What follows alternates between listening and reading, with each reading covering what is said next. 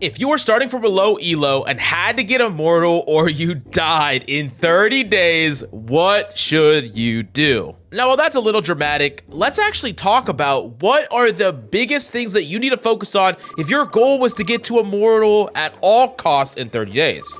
Now, I think there are actually 6 core things that if you do these things, then you give yourself the best shot at getting to that Immortal as quickly as possible. And while not all of them are flashy, they work and they're very important. So we're gonna go through them one at a time, starting off with settings and equipment optimization. If you're in a true low elo like Iron or Bronze, oftentimes your settings and equipment are just gonna be off. Players that are playing on a desk that is way too small, players with playing a much higher sensitivity than is recommended by multiples of 10 or 20 or something ridiculous. And while this is not the most flashy or interesting thing to work on, it's one of the most important, because if you don't get this in order, then you are actually gonna be unable to improve, have great practice sessions, and just kind of be stuck in the same ranks over and over again. If you are that person, then consider looking at our many settings guides or equipment guides on this channel, because I think this is one of the biggest things that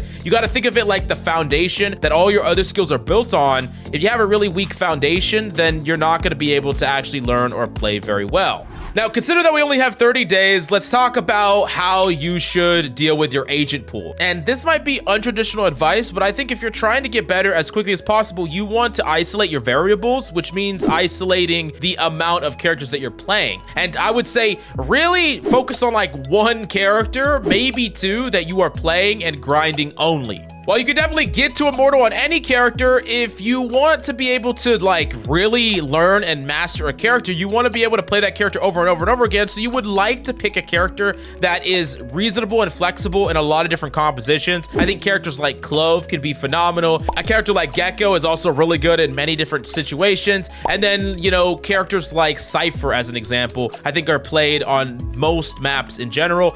And the reason I want you to minimize your agent pool is that you need to practice the fundamentals on these characters against a variety of different agents and on every single map. Like if you're swapping your characters every single game, for example, you're playing like 6 different characters, you might play like one of your characters on one map once a week, and that's just not enough repetition to get truly good. You need to have a game plan for every single map, and you're only going to have that game plan by having agent isolation. Now you can actually see this logic continue when we talk about mechanics in our weapon mastery and isolation, because we really want to get very, very good mechanically as fast as we can. And this is going to require practice and training and stuff we'll talk about in a second. But more important than that, it is talking about isolating the amount of variables that you yourself are experiencing throughout the course of your games, which means playing only a couple of weapons and using only those weapons over and over and over again.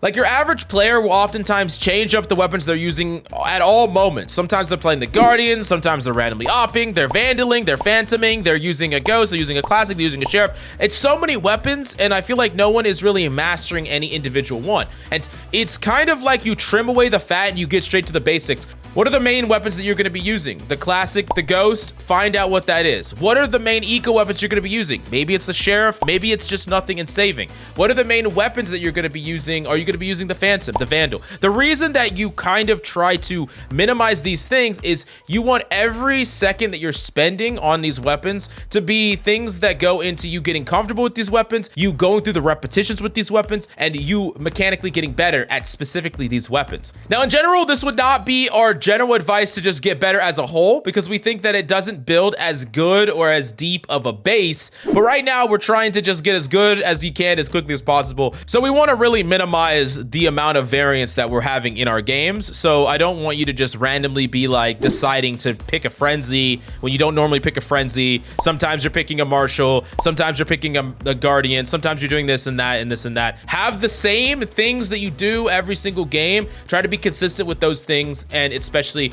the weapons that you're buying and how you're handling your economy.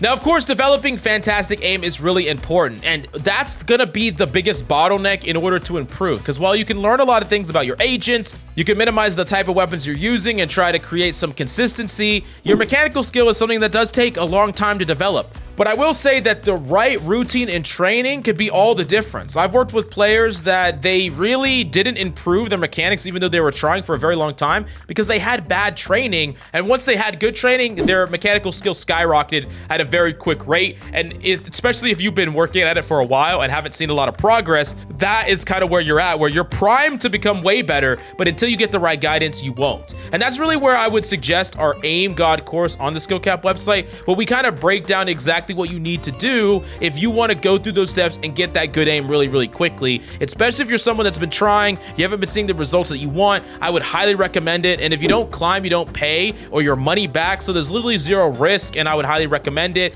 But also, we need to talk about the routine of your play. If you truly want to get to Immortal in 30 days, you need to have a set routine about how you play, how you practice, how you actually review. So I think a good combination of this is you put in a certain amount of time every single play session. Like if you play at the same time every day, where you put in a certain amount of time where you're going to practice and warm up. So maybe it's going to be 10 minutes of aim labs, 2 death matches, and then you're jumping into the game, right? Or, 10 minutes of aim labs, 1 death match, jump into the game. It can be however you want it to be, but I want you to do the same thing every single time. And work on something with those sessions. Think about what you're working on. Are you working on your crosser placement? Are you working on your tracking? Are you working on your micro flicks? Are you working on your movement? Whatever it is, I want you to think about that before you go through the training. Work on that and keep working on that until you feel like you're good enough there, and then you can move on to the next thing. Having that routine is really important because that consistency is going to allow you to see your improvement in real time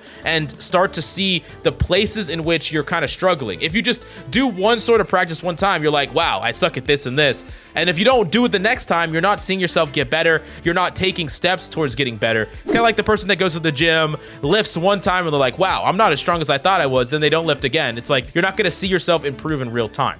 But the other thing that's really important to learn if you want to get to Immortal is the fundamentals and understanding around trades and information. These are the 2 most important game sense oriented things that drive you further in the game than anything else. All this other stuff is good and great and it matters, the complex breakdown and analysis. But if you get these 2 things right, you will be able to get to Immortal. And when I say trades, it's just the concept of knowing that when you're up a certain number of people, like 2 people, you should hypothetically not lose. And the reason that you should not lose when you have that numbers advantage is because you can always trade out a kill. If one person dies, the other person has perfect information about where they are, they get to swing them, they have Peeker's advantage, and you should trade that out. So understanding when you're in a 2v1 situation, you should play together. Knowing that if opponents do have an advantage, they're often going to play together, so that they're going to try to trade you. So what can you do to create a unfair advantage in that? Or what can you do to force an opponent to take one-on-ones that can't be traded? These are the things that you need to think about trades, and think of it more like a chess game, right? Oh, I'm going to trade this pawn for this person, this for this. Understand that at the end of the day is part of the game. It's like everyone has some amount of variance because of how they play and how good they are, but the core part of the game is what you really need to understand more than anything. And even if you're not mechanically great or you're just worse, you can still get your way to Immortal by just doing these things right, because so many aimers do this wrong where they try to hero play every single time and they lose games because of it. The other thing you need to think about is information. Understand different things that give away where enemies are. If someone on the enemy team is looking in one direction and they obviously don't know if someone's coming from that direction, then you can deduce, hey, they don't have a player there because they don't have information of that place.